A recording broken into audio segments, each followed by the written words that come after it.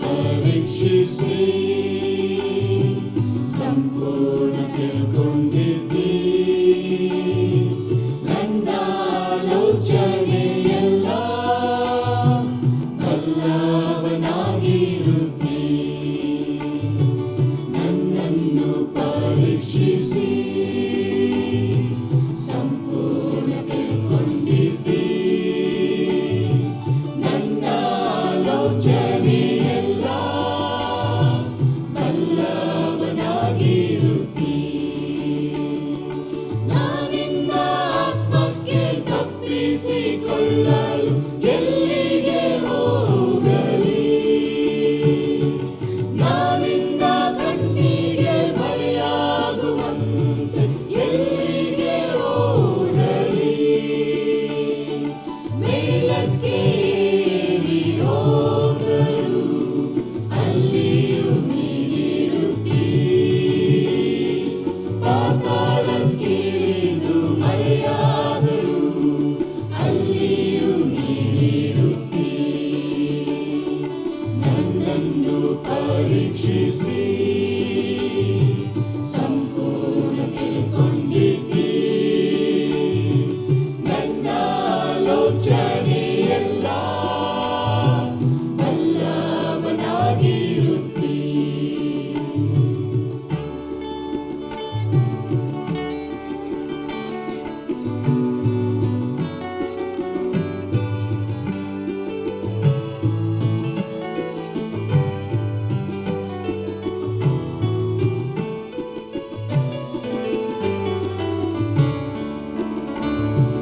ತಾಯಿಯ ಗರ್ಭದಲ್ಲಿ ನನ್ನನ್ನು ರೂಪಿಸಿದವನು ನೀನೇ. ಅದ್ಭುತವಾಗಿ ವಿಚಿತ್ರವಾಗಿ ನನ್ನನ್ನು ನಿರ್ಮಿಸಿದ್ಯಾನ. ಇಂಥ ನಿನ್ನ ಜ್ಞಾನವು ಆಶ್ಚರ್ಯವಾಗಿದೆ. ಆದಷ್ಟು ಉನ್ನತವಾದದ್ದು ನನಗೆ ನಿಲುಕದು. ನನ್ನನ್ನು ಪರೀಕ್ಷಿಸಿ ಸಂಪೂರ್ಣ ತಿಳ್ಕೊಂಡಿದ್ದಿ. ನನ್ನ ಆಲೋಚನೆಯೆಲ್ಲ ಬಲ್ಲವನಾಗಿರುತ್ತಿ. ನನ್ನನ್ನು ಪರೀಕ್ಷಿಸಿ ಸಂಪೂರ್ಣ ತಿಳ್ಕೊಂಡಿದ್ದಿ. ನನ್ನ ಆಲೋಚನೆಯೆಲ್ಲ ಬಲ್ಲವನಾಗಿರುತ್ತಿ. ಬಲ್ಲವನಾಗಿರುತ್ತಿ. ಬಲ್ಲವನಾಗಿರುತ್ತಿ.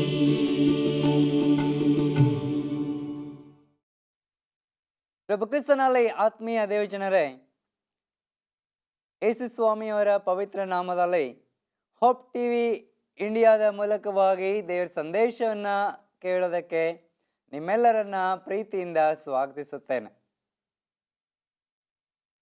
ಲೆಕ್ಕಾಚಾರ ತಲೆ ಕೆಳಗಾದಾಗ ಎಂಬ ಶಿರೋನಾಮೆಯ ಅಡಿಯಲ್ಲಿ ಈ ದಿನದ ಸಂದೇಶ ಯಾರ ಹೆಸರ ಮೇಲಿದೆ ಎಂಬುದನ್ನು ತಿಳಿದುಕೊಳ್ಳುವ ಮುನ್ನ ತಲೆಗಳನ್ನು ಬಾಗಿಸಿ ಕಣ್ಣುಗಳನ್ನು ಮುಚ್ಚಿ ದೇವರ ಆತ್ಮನ ಸಹಾಯವನ್ನು ಬೇಡಿಕೊಳ್ಳೋಣ, ಪ್ರಾರ್ಥಿಸುವ. ನಮ್ಮ ಪರಲೋಕದ ತಂದೆಯೇ, ಈ ದಿನ ನಿನ್ನ ವಾಕ್ಯದ ಮೂಲಕವಾಗಿ ನಮ್ಮ ಸಂಗಡ ಮಾತನಾಡು. ನಾವು ನಿನ್ನ ವಾಕ್ಯವನ್ನು ಕೇಳಿ ಬಲಗೊಂಡು ಎಚ್ಚರದಿಂದ ಜೀವಿಸೋದಕ್ಕೆ ಕೃಪೆ ಮಾಡು ಕರ್ತನೇ. ಆಮೇನ್. ಆತ್ಮೀಯ ದೇವಜನರೇ, ಮನುಷ್ಯನಿಗೆ ಅತಿಯಾದಂಥ ಶ್ರೀಮಂತಿಕೆ ಇದ್ದರೂ ಕಷ್ಟ, ಹಾಗೆ ಬಡತನವಿದ್ದರೂ ಕಷ್ಟ. ಆದುದರಿಂದ ಭಕ್ತನಾದಂಥ ಸೊಲೊಮೋನನು ದೇವರ ಹತ್ತಿರ ಪ್ರಾರ್ಥನೆ ಮಾಡುತ್ತಾ ಇದ್ದಾನೆ. ಆ ಪ್ರಾರ್ಥನೆ ಏನೆಂದರೆ, ಸ್ವಾಮಿ, ನನಗೆ ಶ್ರೀಮಂತಿಕೆಯನ್ನು ಕೊಡಬೇಡ. ಅತಿಯಾದ ಶ್ರೀಮಂತಿಕೆ ನನಗೆ ಇದ್ದರೆ ದೇವರು ಯಾರೋ ಎಂಬುದಾಗಿ ನಾನು ನಿನ್ನ ನಾಮವನ್ನು ಅವಹೇಳನ ಮಾಡಬಹುದು. ಹಾಗೆ ನನಗೆ ಬಡತನವನ್ನು ಸಹ ಕೊಡಬೇಡ. ಅತಿಯಾದ ಬಡತನದಿಂದ ನಾನು ಕಳ್ಳತನ ಮಾಡಿ ನಿನ್ನ ನಾಮಕ್ಕೆ ಅಪಕೀರ್ತಿಯನ್ನ ಉಂಟು ಮಾಡಬಹುದು. ಆದುದರಿಂದ ನನಗೆ ತಕ್ಕಷ್ಟು ಭೋಜನ ಮಾಡಿಸು ಎಂಬುದಾಗಿ ಭಕ್ತನು ಪ್ರಾರ್ಥಿಸುತ್ತಾನೆ. ಪ್ರಿಯ ದೇವಜನರೇ, ಇವತ್ತು ನಿಮ್ಮೆಲ್ಲರ ಪ್ರಾರ್ಥನೆ ಇದಾಗಿದ್ದರೆ ಬಹಳ ಒಳ್ಳೆಯದಾಗುತ್ತದೆ. ಯಾಕೆಂದರೆ ಈ ದಿನದ ಸಂದೇಶ ಅತಿಯಾದ ಶ್ರೀಮಂತಿಕೆಯಿಂದ ದೇವರ ನಾಮವನ್ನ ತಪ್ಪಾದ ರೀತಿಯಲ್ಲಿ ಉಪಯೋಗಿಸಿದಂತಹ ವ್ಯಕ್ತಿಯ ಕುರಿತಾಗಿ ಧ್ಯಾನ ಮಾಡುತ್ತೇವೆ. ನಿಮ್ಮ ಸತವೇದವನ್ನ ದಾನಿಯೇಲನ ಪುಸ್ತಕ 5ನೇ ಅಧ್ಯಾಯಕ್ಕೆ ತಿರುಗಿಸಿರಿ. ದಾನಿಯೇಲನ ಪುಸ್ತಕ 5ನೇ ಅಧ್ಯಾಯ. ದಾನಿಯೇಲನ ಪುಸ್ತಕ 5ನೇ ಅಧ್ಯಾಯದಲ್ಲಿ ಬೆಲ್ಶಚ್ಚರನೆಂಬ ಒಬ್ಬ ರಾಜನ ಕುರಿತಾಗಿ ಬರೆಯಲ್ಪಟ್ಟಿದೆ. ಈ ಬೆಲ್ಶಚ್ಚರನು ಯಾರೆಂದರೆ, ನೆಬೂಕದ್ನೆಚ್ಚರ್ ರಾಜನಿಗೆ ಸ್ವಂತ ಮಕ್ಕಳು ಇರಲಿಲ್ಲ. ಇತಿಹಾಸ ಹೇಳುತ್ತದೆ, ಆತನಿಗೆ ಸ್ವಂತ ಮಕ್ಕಳು ಇಲ್ಲದೇ ಇರೋ ಪ್ರಯುಕ್ತವಾಗಿ ತನ್ನ ಸಹೋದರನ ಮಗನನ್ನ ಬೆಲ್ಶಚ್ಚರನೆಂಬ ವ್ಯಕ್ತಿಯನ್ನ ನೆಬೂಕದ್ನೆಚ್ಚರನು ರಾಜನನ್ನಾಗಿ ನೇಮಿಸಿದನು. ಹೀಗೆ ರಾಜನಾದಂಥ ಬೆಲ್ಶಚ್ಚರನು ಏನು ಮಾಡಿದನು, ಆತನ ಲೆಕ್ಕಾಚಾರ ಏನಾಗಿತ್ತು ಎಂಬುವಂಥದ್ದು ಆಶ್ಚರ್ಯಕರವಾದಂತಹ ಸಂಗತಿ. ಆತ್ಮೀಯ ದೇವಜನರೇ, ಬ್ಯಾಬಿಲೋನ್ ಸಂಸ್ಥಾನ ಈ ಮೊದಲು ನಾನು ತಿಳಿಸಿದ ಹಾಗೆ ಬಹಳ ಸಮೃದ್ಧಿಯಾದಂತಹ ಸಂಸ್ಥಾನ, ಯಾವುದೇ ರೀತಿಯಾದಂಥ ಕುಂದು ಕೊರತೆಗಳಿಲ್ಲದೆ ಇರುವಂತಹ ಒಂದು ಸಾಮ್ರಾಜ್ಯ. ಬ್ಯಾಬಿಲೋನ್ ಸಂಸ್ಥಾನವನ್ನ ಯುಪ್ರಟಿಸ್ ನದಿ ಸುತ್ತುವರಿದ ಪ್ರಯುಕ್ತವಾಗಿ ಆ ಯುಪ್ರಟಿಸ್ ನದಿಯಿಂದ ಬರುವಂತಹ ಮೆಕ್ಕಲು ಮಣ್ಣಿನಿಂದ ಆ ಒಂದು ಸಾಮ್ರಾಜ್ಯದಲ್ಲಿ ಸರಿಯಾದಂತಹ ಬೆಳೆ ಕಾಲಕ್ಕೆ ತಕ್ಕ ಹಾಗೆ ಸಿಗುತ್ತಿತ್ತು. ಇದರಿಂದ ಆಹಾರಕ್ಕೇನು ಕೊರತೆ ಇರಲಿಲ್ಲ. ಅಷ್ಟು ಮಾತ್ರವಲ್ಲದೆ ಬೆಲ್ಶಚ್ಚರನ ಆಸ್ಥಾನದಲ್ಲಿ ಬಹಳ ಶ್ರೇಷ್ಠರಾದಂತಹ ಸೈನಿಕರ ವ್ಯವಸ್ಥೆ ಇತ್ತು. ಲಕ್ಷಾಂತರ ಸೈನಿಕರು, ತರಬೇತಿಯನ್ನ ಹೊಂದಿದಂತಹ ಸೈನಿಕರು ಅಲ್ಲಿದ್ದರು. ಅಷ್ಟು ಮಾತ್ರವಲ್ಲದೆ ಈ ಕಾಲ್ದಳ, ಗಜದಳ, ಅಶ್ವದಳ ಹೀಗೆ ಅನೇಕ ತರವಾದಂತಹ ಸೈನ್ಯದ ಗುಂಪುಗಳನ್ನ ಹೊಂದಿಕೊಂಡಂತಹ ರಾಜನು ಬೇರೆ ಯಾವ ರಾಜರುಗಳು ಸಹ ಈತನಿಗೆ ವಿರುದ್ಧವಾಗಿರಲಿಲ್ಲ. ಸುತ್ತಮುತ್ತಲಿನ ಎಲ್ಲಾ ರಾಜರನ್ನ ಆತನು ತನ್ನ ವಶಕ್ಕೆ ತೆಗೆದುಕೊಂಡಿದ್ದನು. ಹೀಗೆ ಎಲ್ಲಾ ರೀತಿಯಾದಂತಹ ಸಮೃದ್ಧಿಯನ್ನ ಹೊಂದಿದಂತಹ ಈ ಬ್ಯಾಬಿಲೋನ್ ಸಂಸ್ಥಾನದಲ್ಲಿ ಬೆಲ್ಶಚ್ಚರನೆಂಬ ರಾಜನು ಆಳ್ವಿಕೆ ಮಾಡುವಾಗ ಆತನು ಮಾಡಿದಂತಹ ಒಂದು ಪ್ರಾಮುಖ್ಯವಾದಂತಹ ತಪ್ಪು ದಾನಿಯೇಲನ ಪ್ರವಾದನ ಗ್ರಂಥ 5ನೇ ಅಧ್ಯಾಯದಲ್ಲಿ ಬರೆಯಲ್ಪಟ್ಟಿದೆ. ಪ್ರಿಯರೇ, ಹಾಗಾದರೆ ಆತನು ಏನು ಮಾಡಿದನು ಎಂಬುದಾಗಿ ನಾವು ನೋಡುವಾಗ, ಬೆಲ್ಶಚ್ಚರ ರಾಜನು ಒಂದು ದಿವಸ ತನ್ನ ಎಲ್ಲ ಸಾಮ್ರಾಜ್ಯದ ಪ್ರಮುಖರನ್ನ ಔತಣದ ಕೂಟಕ್ಕಾಗಿ ಆತನು ಆಹ್ವಾನ ಮಾಡುತ್ತಾನೆ. ಈ ಔತಣದ ಕೂಟಕ್ಕೆ ಎಲ್ಲ ಪ್ರಮುಖರು ಮಾತ್ರವಲ್ಲದೆ ತನ್ನ ಪತ್ನಿಯರು ಹಾಗೂ ಉಪಪತ್ನಿಯರನ್ನ ಆತನು ಆ ಒಂದು ಔತಣ ಕೂಟಕ್ಕೆ ಆಹ್ವಾನಿಸುತ್ತಾನೆ. ಹೀಗೆ ಆ ಔತಣ ಕೂಟ ಬಹಳ ವಿಜೃಂಭಣೆಯಿಂದ ಬಹಳ ಜೋರಾಗಿ ಔತಣ ಕೂಟ ನಡೆಯುವಂಥದ್ದಾಗಿದೆ. ಈ ಔತಣ ಕೂಟ ನಡೀತಾ ಇರುವಂತಹ ಸಮಯದಲ್ಲಿ ಈ ಬೆಲ್ಶಚ್ಚರ ರಾಜನು ಮಾಡಿದಂತಹ ಇನ್ನೊಂದು ಪ್ರಾಮುಖ್ಯವಾದಂತಹ ಕೆಟ್ಟತನ ಏನೆಂದರೆ, ನೆಬೂಕದ್ನೆಚ್ಚರ್ ರಾಜನು ಯೆರೂಸಲೇಮಿಗೆ ಮುತ್ತಿಗೆ ಹಾಕಿ ದೇವರ ಆಲಯದಲ್ಲಿದ್ದಂತಹ ದೇವರಿಗೆ ಮೀಸಲಾದಂತಹ ಬಂಗಾರದ ಪಾತ್ರೆಗಳನ್ನು, ಬಟ್ಟಲುಗಳನ್ನು ನೆಬೂಕದ್ನೆಚ್ಚರ ರಾಜನು ಅಲ್ಲಿಂದ ತೆಗೆದುಕೊಂಡು ಬಂದಿದ್ದನು. ಹೀಗೆ ನೆಬೂಕದ್ನೆಚ್ಚರ ರಾಜನು ತೆಗೆದುಕೊಂಡು ಬಂದಂತಹ ಬಂಗಾರದ ಪಾತ್ರೆಗಳನ್ನು ಬೆಲ್ಶಚ್ಚರ ರಾಜನು ತನ್ನ ಔತಣಕೂಟಕ್ಕೆ ಅವುಗಳನ್ನು ಉಪಯೋಗಿಸಿದನು. ಬೆಲ್ಶಚ್ಚರ ರಾಜನು, ಆತನ ಪತ್ನಿಯರು, ಉಪಪತ್ನಿಯರು ಹಾಗೂ ಮುಖಂಡರು ಆ ಔತಣಕೂಟದಲ್ಲಿ ದೇವರಿಗೆ ಮೀಸಲಾದಂತಹ ವಸ್ತುಗಳನ್ನು ತೆಗೆದುಕೊಂಡು ಬಂದು ಅವುಗಳಲ್ಲಿ ದ್ರಾಕ್ಷಾರಸವನ್ನು ಕುಡಿದು ಮತ್ತರಾದರು.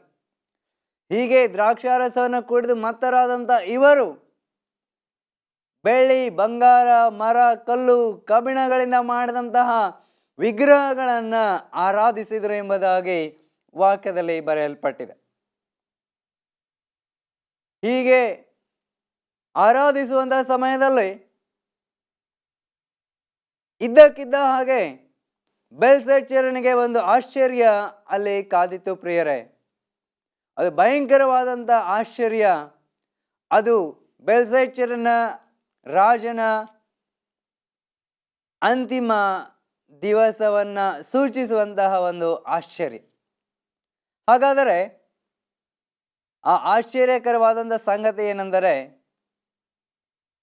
ಈ ಬೆಲ್ಶಚ್ಚರ ರಾಜನು ತನ್ನ ಪತ್ನಿ, ಉಪಪತ್ನಿಯರು, ಎಲ್ಲ ಮುಖಂಡರು ಈ ಒಂದು ಔತಣಕೂಟದಲ್ಲಿ ಚೆನ್ನಾಗಿ ದ್ರಾಕ್ಷಾರಸವನ್ನು, ಹೀಗೆ ಬೆಲ್ಶಚ್ಚರ ರಾಜನು ತನ್ನ ಪತ್ನಿ, ಉಪಪತ್ನಿಯರು ಹಾಗೂ ಮುಖಂಡರು ಆ ಒಂದು ಪಾತ್ರೆಗಳಲ್ಲಿ ಕುಡಿಯುವಂಥ ಸಮಯದಲ್ಲಿ ಅದ್ಭುತವಾದಂಥ ಒಂದು ಬರವಣಿಗೆ, ಒಂದು ಕೈ ಮಾತ್ರ ಗೋಡೆಯ ಮೇಲೆ ಒಂದು ಬರವಣಿಗೆಯನ್ನು ಬರೆಯೋದಕ್ಕೆ ಪ್ರಾರಂಭಿಸಿತು.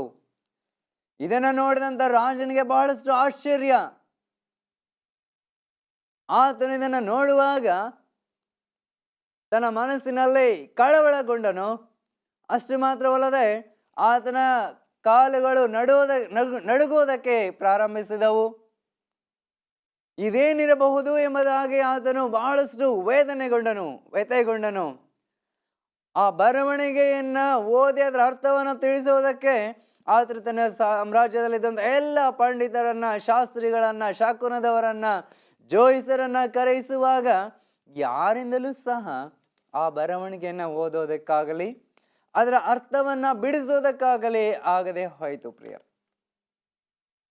ಇಂಥ ದುಃಖಕರವಾದಂಥ ಸಂಗತಿ ಆ ರಾತ್ರಿ ಆ ಅರಮನೆಯಲ್ಲಿ ನಡೆದು ಹೋಯಿತು ಪ್ರಿಯರೇ. ಹೀಗೆ ಆ ಬರವಣಿಗೆಯನ್ನು ಓದೋದಕ್ಕೆ ಯಾರು ಯೋಗ್ಯರು, ಯಾರು ಇದ್ದಾರೆ ಎಂಬುದಾಗಿ ರಾಜನು ತಲೆ ಕೆಡಿಸಿಕೊಂಡಿರುವಾಗ ಆತನ ಪತ್ನಿ ಆತನ ಬಳಿಗೆ ಬಂದು ಹೇಳುತ್ತಾಳೆ, ಯೆರೂಸಲೇಮಿನಿಂದ ಸರಿಯಾಗಿ ತಂದವರಲ್ಲಿ ಒಬ್ಬನಾದಂಥ ದಾನಿಯೇಲನು ಇದರ ಅರ್ಥವನ್ನು ಹೇಳುತ್ತಾನೆ ಎಂಬುದಾಗಿ ರಾಜನಿಗೆ ತಿಳಿಸಿದಾಗ ರಾಜನು ಕೂಡಲೇ ಆ ದಾನಿಯೇಲನನ್ನ ಆ ಒಂದು ಔತಣದ ಸ್ಥಳಕ್ಕೆ ಕರೆಯಿಸಿ ಬರೆಯಲ್ಪಟ್ಟಂಥ ಅದ್ಭುತ ಲೇಖನದ ವಿಚಾರವಾಗಿ ಇದೇನು, ಇದರ ಅರ್ಥವೇನು ಎಂಬುದಾಗಿ ಕೇಳಿ, ಇದರ ಅರ್ಥವನ್ನು ತಿಳಿಸೋದಾದರೆ ಸನ್ಮಾನಗಳನ್ನು ನಿನಗೆ ಮಾಡುತ್ತೇನೆ ಎಂಬುದಾಗಿ ಹೇಳಿದಂಥ ರಾಜನಿಗೆ ದಾನಿಯೇಲನ ಉತ್ತರ ಬಹಳ ಸ್ಪಷ್ಟವಾಗಿತ್ತು. ದಾನಿಯೇಲನು ರಾಜನಿಗೆ ಕೊಟ್ಟಂಥ ಉತ್ತರ ಬಹಳ ವಿಶಿಷ್ಟವಾದಂತಹ ಉತ್ತರ. ಏನೆಂದರೆ, ನಿಮ್ಮ ಸತವೇದವನ್ನು ದಾನಿಯೇಲನ ಪ್ರವಾದನಾ ಗ್ರಂಥ 5ನೇ ಅಧ್ಯಾಯ 17ನೇ ವಚನದಿಂದ ಓದುವಾಗ ದಾನಿಯೇಲನು ಬೆಲ್ಶಚ್ಚರ ರಾಜನು ಮಾಡಿದಂತಹ ಪಾಪದ ಕೃತ್ಯಗಳನ್ನು ಬಹಳ ಸ್ಪಷ್ಟವಾಗಿ ಆತನಿಗೆ ತಿಳಿಸುವಾತನಾಗಿದ್ದಾನೆ. ರಾಜನೇ, ನಿನ್ನ ತಂದೆಯಾದಂಥ ನೆಬೂಕದ್ನೆಚ್ಚರನ ಜೀವಿತದಲ್ಲಿ ಸತ್ಯದೇವರು ಮಾಡಿದಂಥ ಎಲ್ಲ ಆಶೀರ್ವಾದಗಳನ್ನು, ಎಲ್ಲ ಅದ್ಭುತ ಮಹತ್ಕಾರ್ಯಗಳನ್ನು ನೀನು ಚೆನ್ನಾಗಿ ತಿಳಿದುಕೊಂಡಿದ್ದೆ. ಆತನ ಜೀವಿತ ಹೇಗಿತ್ತು, ದೇವರು ಆತನ ಜೀವಿತವನ್ನು ಎಷ್ಟು ಉನ್ನತವಾದಂಥ ಮಟ್ಟಕ್ಕೆ ತೆಗೆದುಕೊಂಡು ಬಂದನೆಂಬುದನ್ನು ನೀನು ಅರಿತಿದ್ದೆ. ಆದರೆ ನೆಬೂಕದ್ನೆಚ್ಚರ ರಾಜನು ತನ್ನನ್ನು ದೇವರಿಗೆ ವಿರುದ್ಧವಾಗಿ ಹೆಚ್ಚಿಸಿಕೊಂಡಾಗ ಆತನ ಪರಿಸ್ಥಿತಿ ಎಷ್ಟು ಗಂಭೀರವಾಯಿತು ಅನ್ನುವಂಥದ್ದನ್ನು ಸಹ ನೀನು ತಿಳಿದುಕೊಂಡಿದ್ದಿ. ನೆಬೂಕದ್ನೆಚ್ಚರ್ ರಾಜನು ಹಸುವಿನಂತೆ ಹುಲ್ಲು ಮೇಯುವಂತಹ ಲಿಕಾಂಥ್ರಫಿ ಎನ್ನುವಂಥ ಕಾಯಿಲೆಗೆ ಒಳಗಾಗಿದ್ದ ಸಂಗತಿ ನಿನಗೆ ಗೊತ್ತುಂಟು.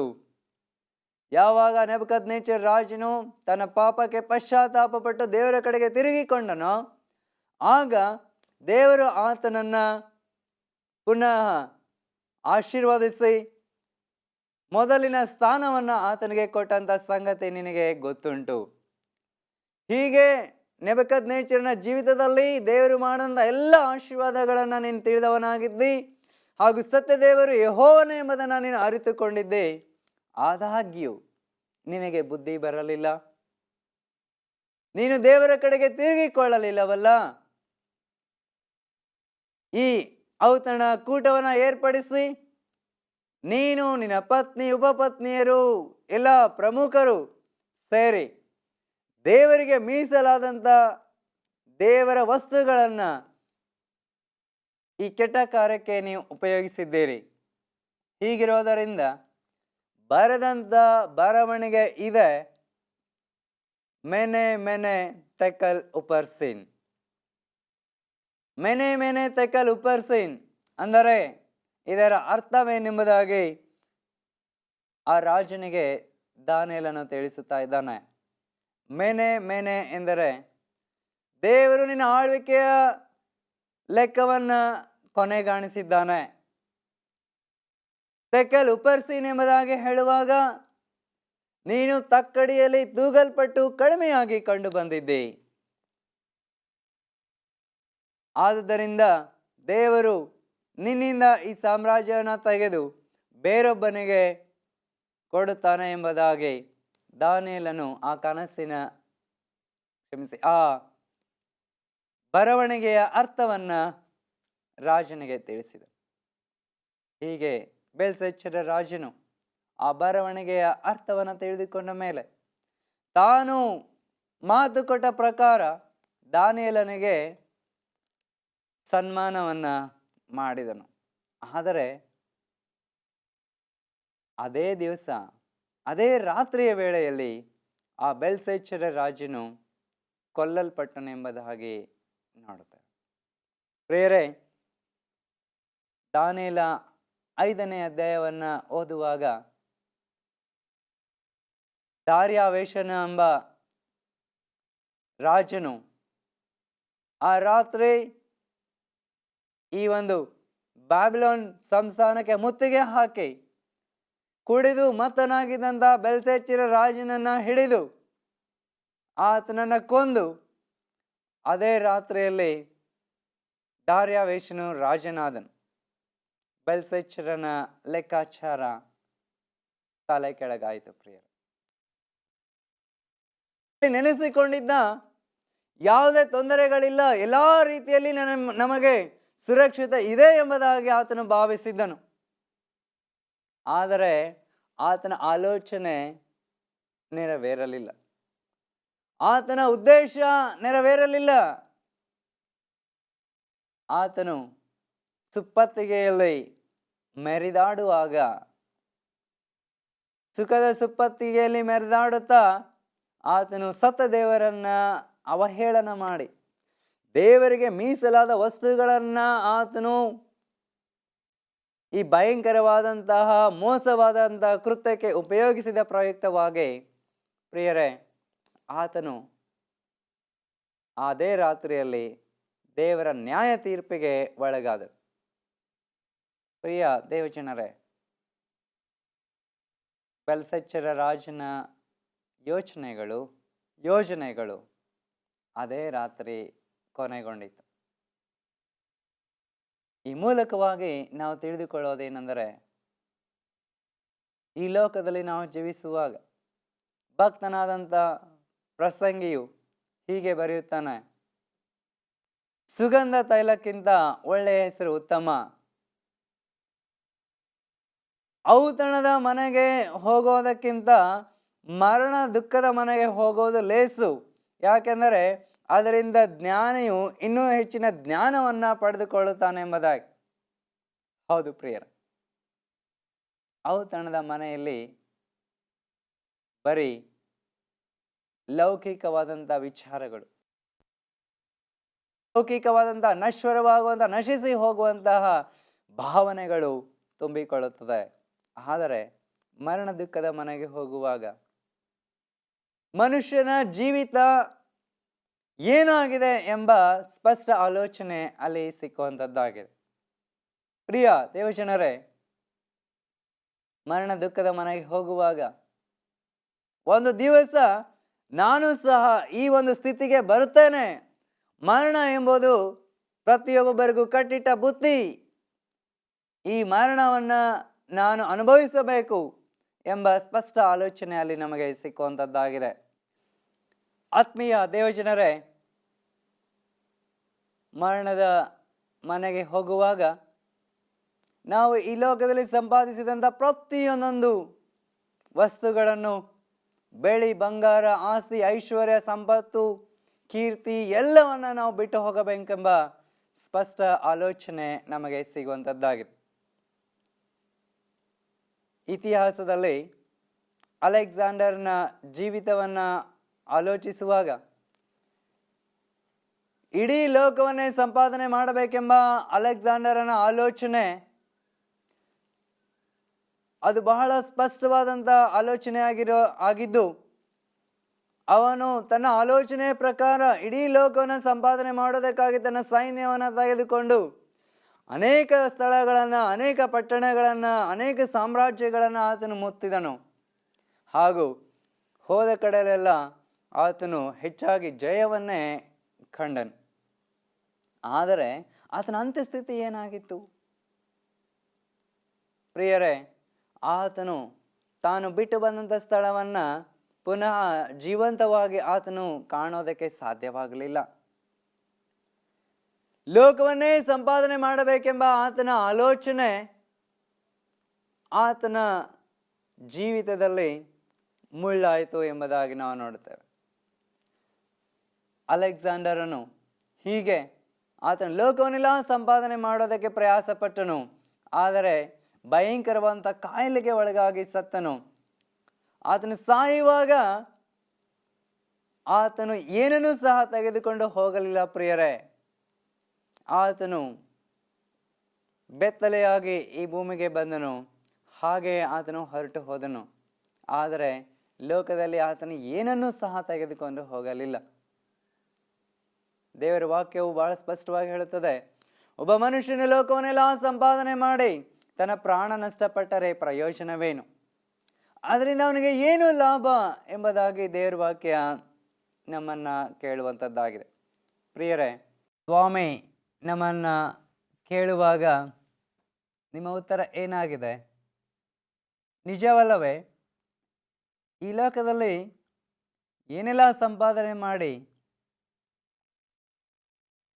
ಪ್ರಾಮುಖ್ಯವಾದಂಥ ರಕ್ಷಣೆಯನ್ನು ನಾವು ಸಂಪಾದನೆ ಮಾಡದೆ ಹೋದರೆ ಯಾವ ಪ್ರಯೋಜನವನ್ನು ನಾವು ಹೊಂದುತ್ತೇವೆ?